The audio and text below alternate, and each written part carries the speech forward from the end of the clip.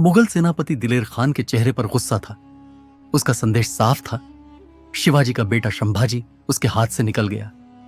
औरंगजेब ने संभाजी को अपने पक्ष में करने की कोशिश की थी, लेकिन वह मुगलों को चकमा देकर पन्हाला किले में जा छिपा। यह युवराज अपने पिता की तरह ही चालाक है, अब इसका क्या करें? दिलेर खान सोच में पड़ गया। उधर रायगढ़ के किले में हलचल मची थी। शिवाजी की दूसरी पत्नी सोयराबाई दरबार में खड़ी थी। उनकी आवाज में चिंता थी। संभाजी ने बगावत कर दी है। उसने मुगलों से हाथ मिलाने की कोशिश की थी। क्या मराठा साम्राज्य का भविष्य ऐसे हाथों में सुरक्षित है? मेरा बेटा राजाराम अभी छोटा है, लेकिन समझदार है। उसे उत्तराधिकारी बनाना चाहिए। पास बैठे अन्नाजी दत्तो, जो शिवाजी के अष्टप्रधान मंडल में सचिव थे, ने सिर हिलाया। उनके मन में संभाजी से पुरानी दुश्मनी थी और यह मौका उसे सही लगा। शिवाजी महाराज की आंखें सख्त हो गईं। वह कुछ बोलने ही वाले थे कि तभी एक सैनिक दौड़ता हुआ आया। उसकी सांसें फूल रही थीं। महाराज, गुप्त संदेश है। युवराज संभाजी मुगलों से बचकर पन्हाला पहुंच गए हैं। वह रायगढ़ आने की तैयारी में है। शिवाजी ने गहरी सांस ली। उसे कहो अभी रायगढ़ ना आए। हमें पहले सच जानना होगा।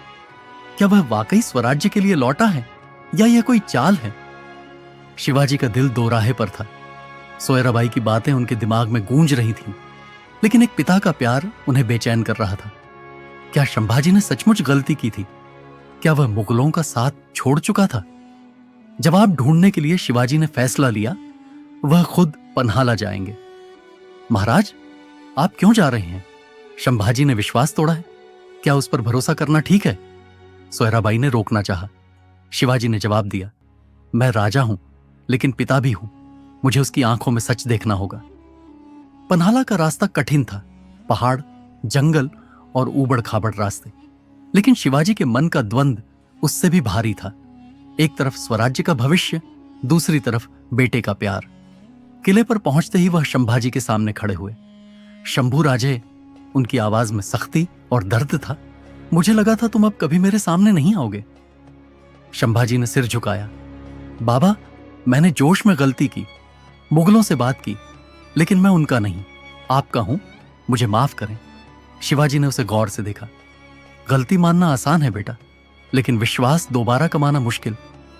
मैं यहां राजा नहीं, पिता बनकर आया हूं। तुम्हारा इरादा जानना चाहता हूं। क्या तुम स्वराज्य के लिए लौटे हो? यह साम्राज्य अब मेरे लिए अकेले संभालना भारी पड़ रहा है। संभाजी की आंखों में पश्चाताप था। शिवाजी ने आगे कहा, राजाराम अभी बच्चा है। तुम में हिम्मत और काबिलियत है। मैं तुम्हें गद्दी देना चाहता हूं, लेकिन अब भी नहीं। लोग तुम पर भरोसा नहीं करते। तुम्हें पन्हाला में रहना होगा। संभाजी को उम्मीद की किरण दिखी, लेकिन रायगढ़ में सियासत का खेल शुरू हो चुका था।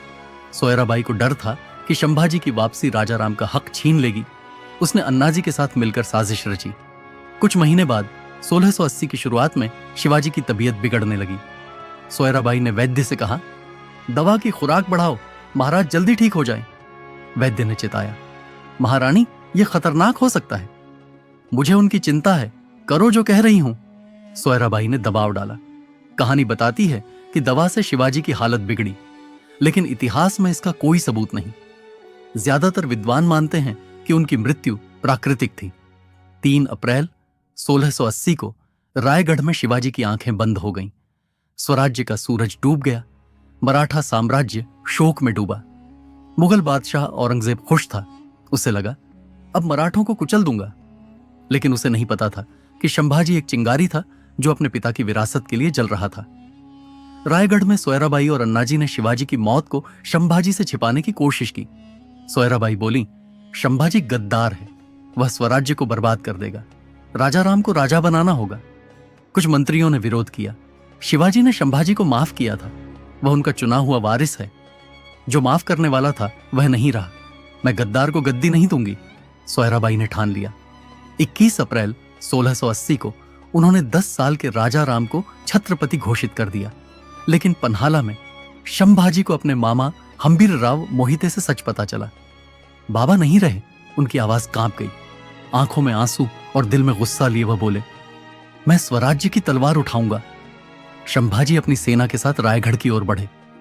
रास्ते में अन्नाजी की सेना ने उन्हें रोकने की कोशिश की। शिवाजी के आदेश से आपको कैद करना है। उन्होंने झूठ बोला।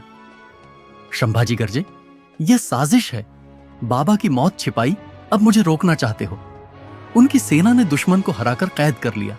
18 जून 1680 को संभाजी रायगढ़ पहुंचे। दरबार में हलचल मच गई। सोयराबाई और अन्नाजी गायब थे। संभाजी ने कहा, हिंदवी स्वराज्य मेरे बाबा का सपना था, उन्होंने मुझे अपना वारिस चुना, यह मेरा हक है।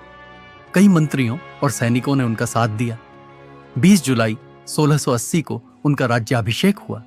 छत्रपति संभाजी महाराज बने। आंखों में आंसू लिए उन्होंने अपने पिता के सिंहासन को प्रणाम किया। बाबा, आपका स्वराज्य मैं संभालूंगा, उनके दिल ने कहा। आगे की कहानी जानने के लिए चैनल को सब्सक्राइब कर लेना। जय भवानी।